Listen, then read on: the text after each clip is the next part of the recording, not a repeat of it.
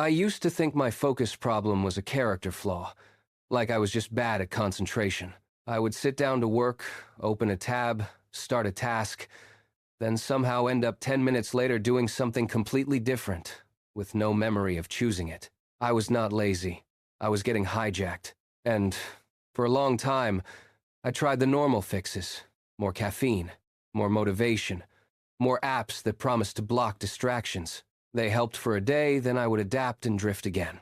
Because the real issue was not that I had distractions. The real issue was that my brain could not hold a clear target long enough to finish a step. That is why using AI to fix focus sounds fake. It sounds like one more shiny trick. But what actually worked was not AI making me focused. It was AI doing something my brain was failing to do in the moment. Keeping the task crisp, keeping the next step small, and pulling me back when I drifted. Here is the simple truth.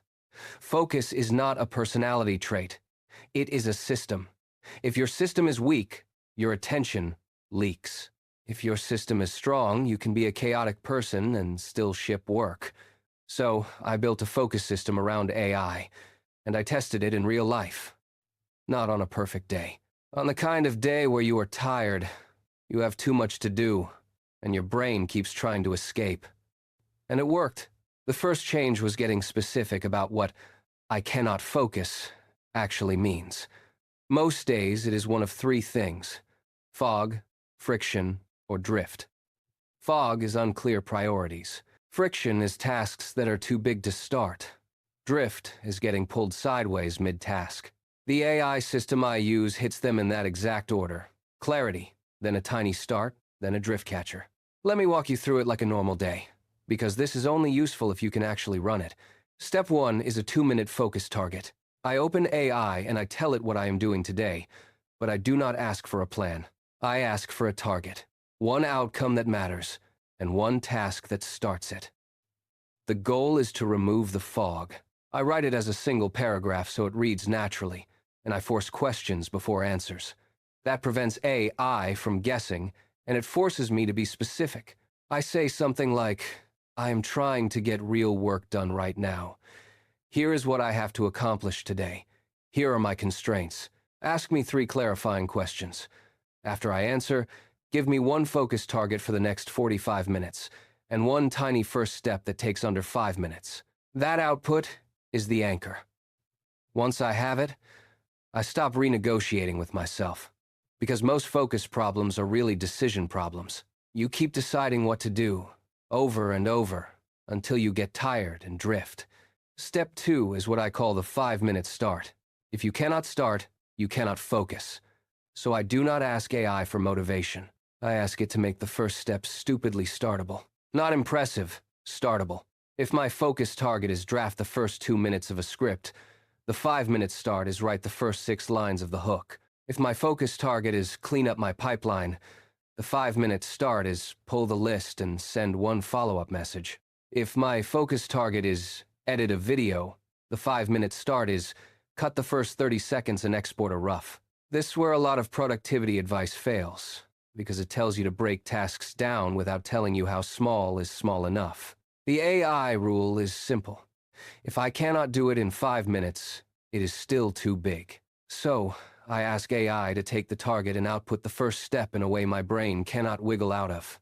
Something like, take the focus target you chose and rewrite it into one physical action I can complete in 5 minutes. Make it specific and measurable. Then give me the next 2 micro steps that come after it. Keep it short. Quick example so you can feel this. If you are making content, the target might be draft the first 2 minutes, and the 5-minute start becomes write 6 hook lines. If you are doing outreach, the target might be follow up with warm leads, and the 5-minute start becomes send one clean follow-up to 10 contacts. The point is, you are not hunting motivation. You are creating a start you cannot argue with. Now I have a runway. And once I do that first micro step, momentum kicks in and focus gets easier. Not because I became disciplined, but because I stopped staring at an abstract task. Step 3 is the part that made the biggest difference. A drift catcher. Because even with clarity and a start, you will drift. You will. Your brain will try to escape the moment it hits discomfort. That is normal. The solution is not pretending you will not drift. The solution is having a fast way back. So, I use A. I like a focus spotter. I do not keep chatting with it the whole time. I work, but when I feel myself drifting, I do a 20-second check-in. I paste one line. I drifted. I am doing this instead of my focus target. Give me one command to return and one tiny restart action. That is shockingly effective because it interrupts the drift loop and replaces it with a single command. It is basically an external brain that does not get emotionally involved. And the key is, it only gives me one instruction. Not 5 options, not a lecture.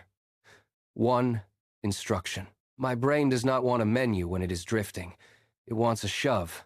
Now, there are 2 extra pieces that turn this from helpful to actually worked.